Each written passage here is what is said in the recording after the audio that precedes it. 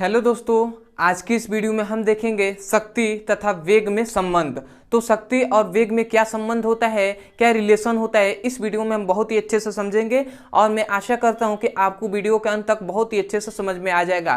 तो चलिए दोस्तों, हम देख लेते हैं शक्ति तथा वेग में संबंध। शक्ति तथा वेग में संबंध। ठीक है, तो शक्ति तथा वेग में संबंध, तो इसको समझने से पहले हमें दो चीजों के बारे में जानना बहुत ही जरूरी है, जो है शक्ति और वेग। तो मैं इसमें शक्ति और वेग तो नहीं बताऊंगा, परंतु इसका फॉर्मूला बता सकता हूं शक्ति और वेग का, और इस पे हम फॉर्मूले को जान जाएंगे तो बहुत ही अच्छे से हम निकाल सकते हैं, शक्ति और वेग में संबंध बता सकते हैं। तो याद रखेंगे, यदि हम यहाँ से कहें या संबंध बताएं तो मैं लिखते रहा हूँ हल। ठीक है, हल ही लिख सकते हैं या आप कह सकते हैं सिद्ध करना है। ठीक है, संबंध बताने के लिए तो आप क्या कहेंगे, आप लिखेंगे सबसे पहले शक्ति। ठीक है, तो मैं शक्ति को ऐसे लिख दे रहा हूं, शक्ति को सिंबल में शक्ति को पी से, तो शक्ति बराबर होता है कार्य बटे समय। W यहाँ पे कार्य है, ये समय T है। ठीक है, तो ये शक्ति का फॉर्मूला मिल गया। ठीक है, और वेग का फॉर्मूला क्या होता है, वेग v से प्रदर्शित करते हैं, तो वेग बराबर क्या होता है, विस्थापन बटे समय। ठीक है, तो वेग बराबर विस्थापन बटे समय होता है, s विस्थापन है और t क्या है, समय है। तो ये दोनों हम जान गए कि ये क्या होता है, शक्ति, और ये होता है वेग। ठीक है, तो शक्ति का हम डिफिनेशन कर सकते हैं क्या, कार्य करने की दर को शक्ति कहते हैं, और वेग का डिफिनेशन क्या होता है कि वेग विस्थापन में परिवर्तन के दर को हम क्या कहते हैं, वेग कहते हैं। या हम कह सकते हैं कि किसी वस्तु द्वारा निश्चित दिशा में क्या तय की गई दूरी को हम क्या कहते हैं, हम वेग कहते हैं, तो वो भी आप कह सकते हैं। ठीक है, तो ऐसे मतलब इसमें तो हमें मतलब इन दोनों का डेफिनेशन तो जानना नहीं है, परंतु आपको बता दिया गया है। ठीक है, अब आते हैं हम संबंध पे। ठीक है, तो याद रखेंगे, चूंकि अब यहां से लिखेंगे, चूंकि हम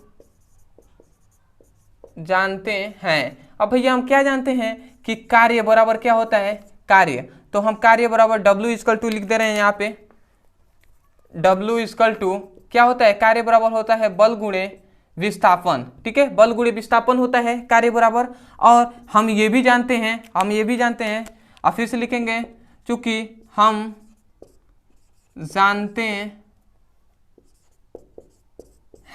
क्या जानते हैं, हम जानते हैं कि जो शक्ति होता है, शक्ति, तो शक्ति का फॉर्मूला हम यहां से लिख सकते हैं, P इक्वल टू W/T, ये होता है शक्ति का, हम जानते हैं। ठीक है, तो अब ध्यान दीजिएगा, कार्य बराबर हम बल गुणे विस्थापन जानते हैं और शक्ति बराबर क्या, कार्य बटे समय जानते हैं। अब यहाँ से ध्यान दीजिएगा, इस W का मान हम यहाँ पे पुटअप कर दें, यहाँ पे W उत्तर, तो क्या होता है। ठीक है, तो पुटअप करते हैं तो हम लिख सकते हैं इसको समीकरण फर्स्ट, इसको समीकरण सेकेंड ले देते हैं, तो हम लिख सकते हैं समीकरण फर्स्ट का मान समीकरण 2 में रखने पर, ठीक है, हम लिख सकते हैं। ठीक है, तो अब यहाँ पे हम रखते हैं। ठीक है, यहाँ पे देखिए, ध्यान दीजिए। ठीक है, तो यदि हम P इक्वल टू हम यहाँ पे लिख दे रहे हैं P इक्वल टू और W/T, तो W का मान हम यहाँ से लिखेंगे तो क्या लिख देंगे, F इंटू S, और T का मान हम लिख सकते हैं T। ठीक है, तो T हमने यहाँ पे लिख दिया। अब मान लीजिए ये गुणा में है तो हम इधर मतलब T लिख सकते हैं, कोई दिक्कत नहीं है, यहाँ पे कुछ नहीं है तो बटे में 1 और T में गुणा कराएगा तो T हो जाएगा। ठीक है, तो हमने ऐसे लिख दिया। अब कैसे क्यों लिखा, नीचे बस केवल इसके अंदर T क्यों दिया। ठीक है, तो ये भी हम समझ लेते हैं। ठीक है, देखिए F हम यहाँ पे लिख देंगे P इक्वल टू F और इंटू ये S/T है। हम जानते हैं वेग बराबर क्या होता है, विस्थापन बटे समय, यहाँ पे भी विस्थापन बटे समय है, तो हम इसके जगह पे, इतने के जगह पे हम V भी लिख सकते हैं, तो हम लिख दिए V। तो यहाँ से आपको मिल गया, क्या मिल गया, ये P क्या है, P है शक्ति,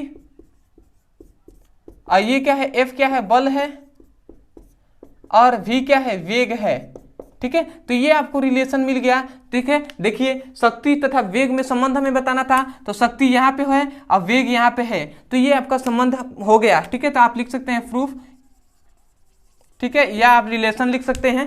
ठीक है, तो ये आपका शक्ति और वेग में संबंध मिल गया। शक्ति इक्वल टू क्या होता है, बल गुणे वेग भी होता है। ठीक है, मतलब किसी वस्तु पर जो बल लगाते हैं, जो फोर्स लगाते हैं, और वो जितने वेग से क्या होता है, विस्थापित होता है, उसके गुणनफल को ही हम शक्ति कहते हैं, ऐसे भी हम कह सकते हैं। ठीक है, तो ये समझने वाली बात है। ठीक है, और समझ के डेफिनेशन को बता दिया जाता है। ये कोई जरूरी नहीं कि जो बुक में डेफिनेशन लिखा है वही हम बताएं।